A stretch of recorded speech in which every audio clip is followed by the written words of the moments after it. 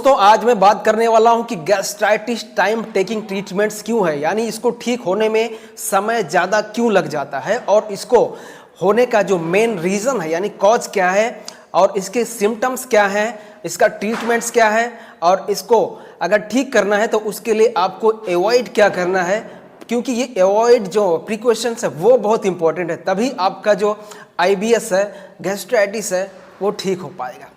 Dear friends, सबसे पहले हमें क्या करना है कि हमारा जो गैस्ट्राइटिस है उसका मेन कॉज क्या है होने का, उसे जानना है। उसे जानने की कोशिश जब तक आप नहीं करेंगे तब तक आप शायद ट्रीटमेंट्स के क्योर तक नहीं पहुंचेंगे। यानी जो हमें मेन ट्रीटमेंट चाहिए, जो जड़ को ख़त्म करना है, वहाँ तक आप नहीं पहुँच पाएंगे।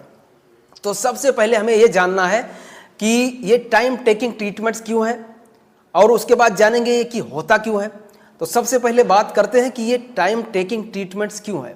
इसी में आपको पता चल जाएगा कि ये जो गैस्ट्राइटिस है ये होता क्यों है। सबसे पहले मैं बात करता हूँ कि जब भी किसी का नाभि खिसकेगा, मैं फिर भी नाभि का जिक्र कर रहा हूँ क्योंकि IBS में ज़्यादातर मेरे पास जितने भी पेशेंट आते हैं 99.9% पेशेंट की नाभि खिसकी हुई रहती है। ठीक, अब गैस्ट्राइटिस क्यों होता है? क्योंकि आपकी नाभि ऊपर की तरफ खिसकी हुई है और जब भी हमारी नाभि अपवर्ड जाएगी तब हमारे अंदर के ऑर्गन्स में फ्लैक्चुएशन होगा। अंदर के ऑर्गन्स मतलब स्टमक, डिओडेनम, छोटी आंत, बड़ी आंत, हमारी pancreas, liver, gall bladder, spleen, सभी में फ्लैक्चुएशन का मतलब है उनके जो फंक्शंस हैं थोड़े स्लो हो जाते हैं और जैसे उनके फंक्शंस स्लो होंगे तब वो अपने काम केमिकल्स कम बनाएंगे, जो भी एंजाइम उन्हें रिलीज़ करना है अच्छे से रिलीज़ नहीं करेंगे, तो फिर हमारा शरीर जो है अच्छे से चलेगा नहीं और खाया पिया जो है लगना कम होने लगता है। वैसा ही जो हमारा स्टमक के अंदर हाइड्रोक्लोरिक एसिड रहता है, अब कई बार होता है कि जैसे नाभि खिसकेगी आपको कॉन्स्टिपेशन होगा और जैसे आपका कॉन्स्टिपेशन बढ़ता है आपका ब्लड एसिडिक हो जाता है और जैसे आपका ब्लड एसिडिक हुआ वैसे आपके अंदर के ऑर्गन्स, आपकी स्किन, ये सब ढीले पड़ जाते हैं। यानी एसिडिक होते हैं, उसका नेचर जो है, आप अपनी चमड़ी को इस तरह से पकड़ेंगे तो बिल्कुल पतली चमड़ी हो जाएगी, कहीं पे इस तरह दबाएंगे तो एकदम शरीर आपका थुलथुला हो जाता है, बिल्कुल लगेगा कि बिल्कुल पचपचा हो गया। ठीक है, इस तरह का सिम्टम्स जो है ये इंडिकेट करता है कि आपका ब्लड एसिडिक हो गया है। तो दोस्तों, जब आपका ब्लड एसिडिक हो जाएगा हमारा स्टमक जो है वो बिल्कुल ढीला हो जाता है, यानी नरम हो जाएगा।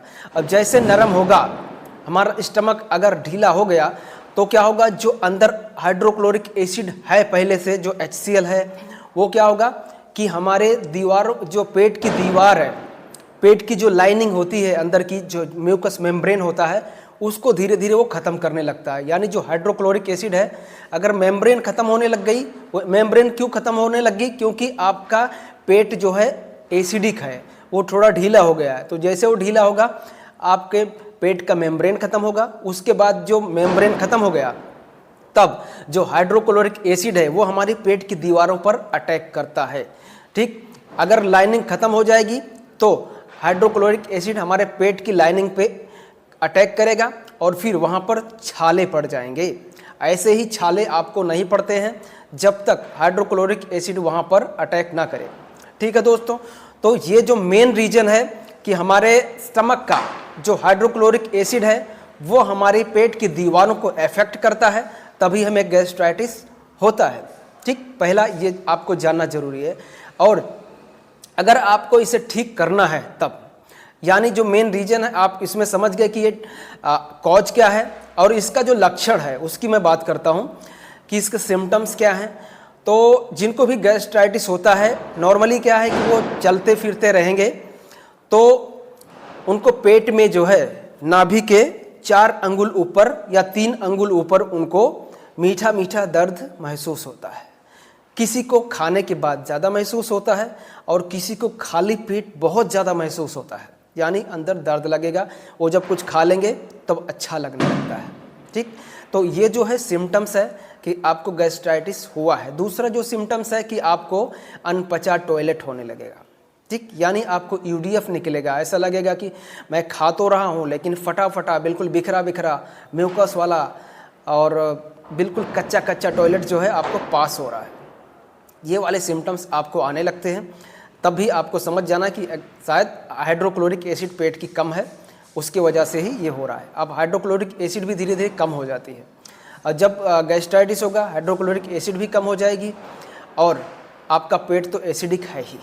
ठीक, तो क्या है कि इसका जो ट्रीटमेंट है, अब देखिए इसमें जो ट्रीटमेंट्स हैं वो हम लोग क्या करते हैं कि सबसे पहले इसमें आपको कॉन्स्टिपेशन भी है, आपका ब्लड एसिडिक भी है, आपको अनपचा टॉयलेट भी आ रहा है, आपको म्यूकस यानी आंव भी आ रही है, एंग्जाइटी भी हो गया है, नाभि भी खिसका हुआ है, तब अब समझ लीजिए कि एक तरह से एक कॉम्बो पैकेज बन चुका है। जो समस्या है ये एक तरह से एक कॉम्बो पैकेज बन चुका होता है।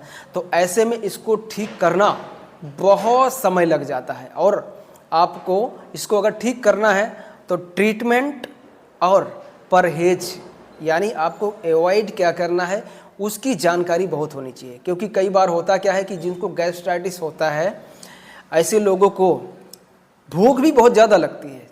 आप रोटी खाओगे 2 घंटे बाद फिर भूख लग जाएगी, आप 6-7 रोटी भी खा रहे हो तो भी 2 घंटे बाद भूख लग जाती है। आईबीएस में ये भी एक लक्षण होता है। और मैं आपको क्लियर कर देता हूँ कि जो गैस्ट्राइटिस है ये भी आईबीएस के अंदर ही आता है। ऐसा कभी नहीं होगा कि आपको पहले गैस्ट्राइटिस हो गया और बाद में आईबीएस हुआ। ठीक है, क्लियर। मेरा जो एक्सपीरियंस है वो यही कहता है। ठीक है दोस्तों, दूसरा आपको अवॉइड क्या करना है वो मैं बता रहा था कि देखिए आपको मिर्च नहीं खाना है, चाहे वो लाल मिर्ची हो या हरी मिर्ची हो, बिल्कुल आपको पूरी तरह से अवॉइड कर देना है। गरम मसाला आपको नहीं खाना है, पत्तेदार सब्जियां आपको नहीं लेनी है, यानी जैसे पालक हो गया, मेथी हो गया, या पत्ता किसी प्रकार का जो जिसका हम साग बनाते हैं या भाजी बनाते हैं वो आपको बिल्कुल अवॉइड करना है। तला हुआ आपको नहीं खाना है, ध्यान रखना चाहिए। जितना ज़्यादा हो सके आपको उबला हुआ भोजन करना है। तो जैसे कि हम जो गैस्ट्राइटिस के पेशेंट होते हैं उनको हम लोग ज्वार और गेहूँ इसको मिक्स करवा के रोटी देते हैं, और सब्जी जो है, सब्जी में हम अभी तक थोड़ा बहुत मिर्च हरी मिर्ची डालते थे, लेकिन अभी हमने पूरा 100% जो है लाल मिर्ची को बंद कर दिया है। क्योंकि बहुत सारे पेशेंट की समस्या अलग अलग होती है और सभी पेशेंट के लिए हम अलग अलग खाना नहीं बना सकते। इसके लिए हमने सोचा चलो हरी मिर्ची को जो हमारा खाना बनाने का तरीका है उसमें से पूरा ख़त्म ही कर देते हैं। तो हमने उसको हटा दिया और अभी लोगों को बोल रहे हैं कि अच्छा लग रहा है, हरी मिर्ची हटा दिया। आपको हरी मिर्ची बिल्कुल नहीं लेना है, लाल मिर्ची भूल के भी नहीं खाना है, तला हुआ चीज़ नहीं खाना है, पत्तेदार सब्जियां नहीं खानी है, और भी जिससे आपको गैस ज़्यादा बढ़ती हो वो चीज़ आपको नहीं खानी है। इस चीज़ को आप ध्यान रखना है। और दूसरा रही बात ट्रीटमेंट की, इसमें समय ज़्यादा क्यों लगता है? सबसे बड़ी समस्या तो यही है कि भैया आपका नाभि भी खिसका है, अनपचा टॉयलेट भी आ रहा है, आपको म्यूकस भी आ रहा है, अब गैस्ट्राइटिस भी हो गया है, एच पाइलोरी इन्फेक्शन भी आपका पॉजिटिव आ रहा है। ठीक है, हाइटस, किसी को हाइटस हर्निया भी हो रही है, बहुत सारी दिक्कतें जो हैं आपको हो चुकी हैं। तो ऐसे में इसको अगर आप 2 महीना, कम से कम 2 से 3 महीना अगर इसको निकाल लें अपने लिए, तो साथ साथ हमें कॉन्स्टिपेशन ठीक करना है, यूडीएफ ठीक करना है, पेट की लाइनिंग को दोबारा सही करनी है। ठीक है, और दूसरा जो है कि अनपचा टॉयलेट, ये बहुत इंपॉर्टेंट है बंद करना। क्योंकि देखिए जब तक अनपचा टॉयलेट आना बंद नहीं होता है तब तक शरीर को खाया पिया कुछ भी लगेगा ही नहीं। ठीक, और ऐसे पेशेंट को जो है विटामिन की डेफिशिएंसीज बहुत हो जाती है। तो विटामिन की डेफिशिएंसी जब तक खाया पिया आपको लगेगा नहीं तब तक ये सही होती नहीं है। उसके लिए हम लोग जब थेरेपी देते हैं, लगभग एक थेरेपी हमारी 1.25 घंटे चली जाती है। यानी कि पूरे सिम्टम्स, जितने भी आपको सिम्टम्स हो रहे हैं सभी को अगर कवर करना है ट्रीटमेंट में, तो लगभग 1.25 घंटे की थेरेपी जो है वो आपकी होने लगती है, तभी जाके आपको रिजल्ट मिलता है। तो दोस्तों, अगर आपको गैस्ट्राइटिस की समस्या है तो आपको टाइम लगेगा। आप कभी भी ये किसी से आप आशा मत करना कि मैं 10 दिन में, 15 दिन में या 1 महीने में इतनी बड़ी समस्या को ठीक कर लूँगा। पॉसिबल नहीं है मेरे भाई। और अगर आपको कोई बोलता भी है कि मैं आपको 10 दिन में, 15 दिन में, 20 दिन में, 25 दिन में गैस्ट्राइटिस पूरा ठीक कर दूंगा, अनपचा टॉयलेट आना बंद हो जाएगा, कॉन्स्टिपेशन सही हो जाएगा, तो उसके पास जाना मत, पैसा बर्बाद हो जाएगा आपका। ठीक है, तो आपको सही इलाज, सही ट्रीटमेंट, समय निकाल के आपको ट्रीटमेंट लेने के लिए आना पड़ेगा। देखिए, अब समस्या है, लोगों के पास समय की भी बहुत कमी होती है, क्योंकि सबका कैरियर होता है, जॉब होता है, बिजनेस होता है, सब कुछ है, सब कुछ दांव पे है। लेकिन मैं समझता हूँ कि हेल्थ बहुत इंपॉर्टेंट है मेरे भाई, क्योंकि जब तक स्वास्थ्य आपका साथ नहीं देगा ना, तो आपका काम, पैसा, बिजनेस किसी काम का नहीं है। यानी जब आप जो भी कमा रहे हैं उसको अगर एंजॉय नहीं कर पाएंगे तो पैसा किसी काम का नहीं है। ठीक है, तो सबसे पहले जो प्रायोरिटी है वो हमारी हेल्थ है।